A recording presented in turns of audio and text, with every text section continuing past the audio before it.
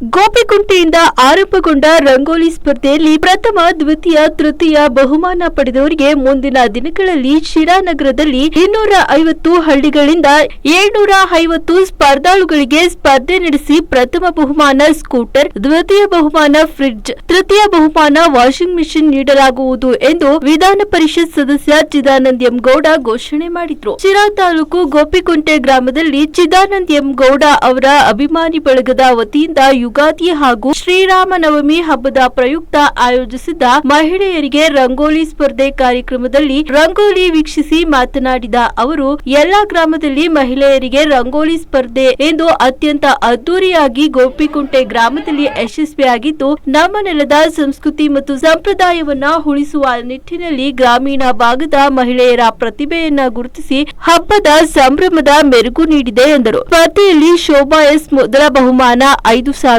ದ್ವಿತೀಯ ಬಹುಮಾನ 3,000 ಮಹದೇವಮ್ಮ ಅವರು ಪಡೆದರೆ, ತೃತೀಯ ಬಹುಮಾನವನ್ನ ಲಕ್ಷ್ಮಮ್ಮ 2,000 ನಗದು ಬಹುಮಾನ ವಿತರಿಸಲಾಯಿತು. ಜೊತೆಗೆ ಭಾಗವಹಿಸಿದ ಪ್ರತಿಯೊಬ್ಬ ಮಹಿಳೆಗೂ ಸಮಾಧಾನಕರ ಬಹುಮಾನ ನೀಡುವ ಮೂಲಕ ಚಿದಾನಂದ ಎಂ ಗೌಡ ಅವರು ಎಲ್ಲರನ್ನ ಸಮಾನವಾಗಿ ಪ್ರೋತ್ಸಾಹಿಸಿದ್ರು. ಇನ್ನು ಗೋಪಿಕುಂಟೆ ಗ್ರಾಮದ ನೂರಾರು ಮಹಿಳೆಯರು ಆಗಮಿಸಿ ಅತ್ಯಂತ ಸುಂದರವಾದ ರಂಗೋಲಿಗಳನ್ನ ಬಿಡಿಸುವ ಮೂಲಕ ತಮ್ಮ ಕಲಾ ನೈಪುಣ್ಯತೆಯನ್ನ ಪ್ರದರ್ಶಿಸಿದ್ರು. ತೀರ್ಪುಗಾರರಾಗಿ ಉಡುಪಿ ಜಿಲ್ಲೆಯ ಪ್ರೇಮಾ ಹೆಗ್ಡೆ ಆಗಮಿಸಿದ್ರು. ಇನ್ನು ಕಾರ್ಯಕ್ರಮದಲ್ಲಿ ಗೋಪಿಕುಂಟೆ ಕುಮಾರ್ ಮಾಸ್ಟರ್, ಇಂಜಿನಿಯರ್ ಸುಬ್ರಹ್ಮಣ್ಯ ಸ್ವಾಮಿ, ಹಿರಿಯ ಮುಖಂಡರಾದ ಬರಗೂರು ಶಿವಕುಮಾರ್, ಯಜಮಾನ್ ಮೂಡಿ ಸೇರಿತರ ಮುಖಂಡರು ಉಪಸ್ಥಿತರಿದ್ದರು.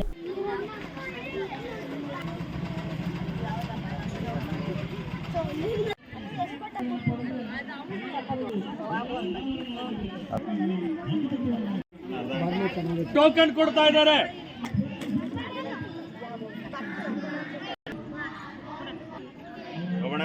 ಈ ದಿವಸ ಬರೋ 19ನೇ ತಾರೀಕು ನಡೆಯುವಂಥ ಯುಗಾದಿ ಹಬ್ಬ, ಶ್ರೀರಾಮನವಮಿ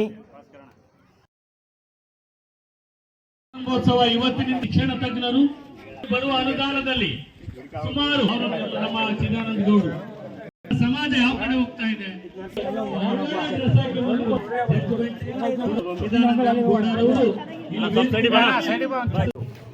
ನನಗೆ ವಿದ್ಯಾಭ್ಯಾಸ ಕೊಟ್ಟಂಥ ಊರು.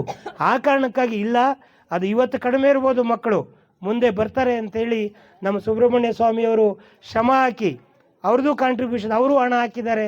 ಎಲ್ಲ ಸೇರಿ ಇಬ್ಬರು ಸೇರಿ ಒಟ್ಟಿಗೆ 1 ಕೋಟಿ ರೂಪಾಯಿ ವೆಚ್ಚದಲ್ಲಿ ಈ ಕಟ್ಟಡ ಕೂಡ ಆಗಿದೆ.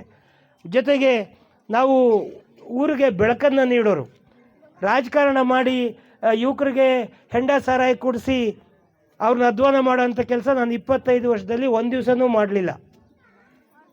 ಒಂದು ವೇಳೆ ಮಾಡಿದ್ದರೆ ಇಷ್ಟೊತ್ತಿಗೆ 3 ಸಾರಿ MLA ಆಗಿರ್ತಿದ್ದೆ. ಆ ಕೆಲಸ ಮಾಡಲಿಲ್ಲ, ಮುಂದೆ ಮಾಡೋದು ಇಲ್ಲ.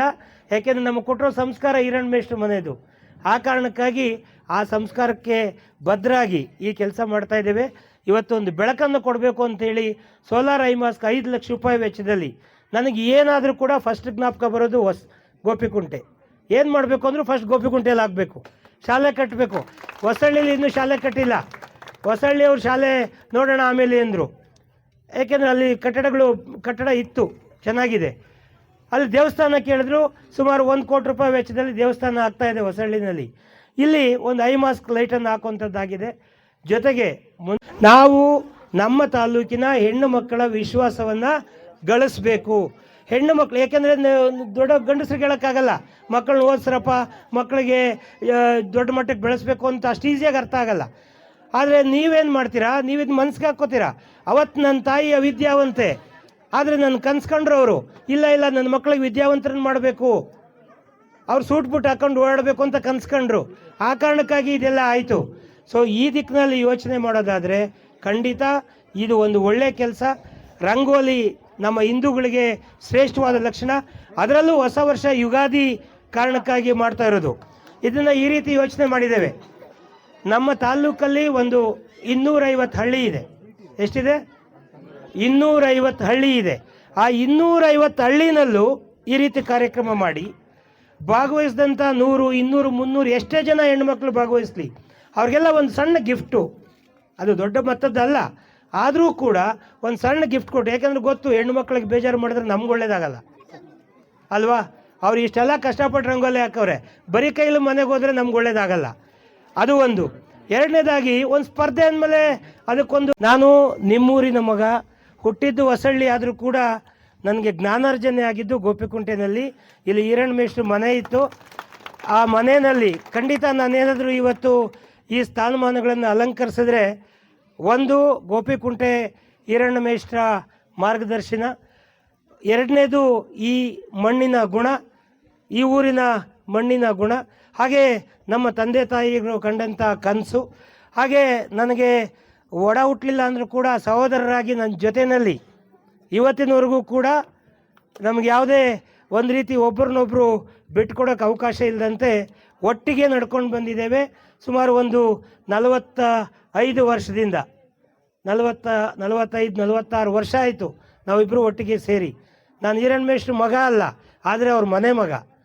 ಈರಣ್ಣ ಮೇಷ್ಟ್ರ ಮನೆಯಲ್ಲಿ ಹುಟ್ಟಲಿಲ್ಲ, ಆದರೆ ಗೋಪಿಗುಂಟೆಯಲ್ಲಿ ಹುಟ್ಟಲಿಲ್ಲ, ಆದರೆ ಗೋಪಿಗುಂಟೆ ಮಗ.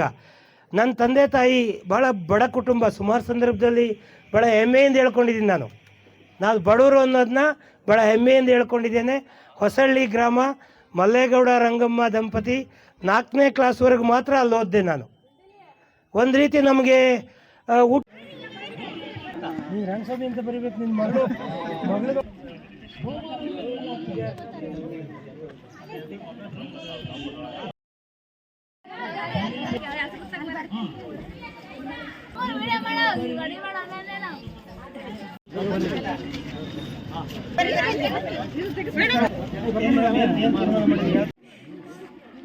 ಹಾಕಿರೋದು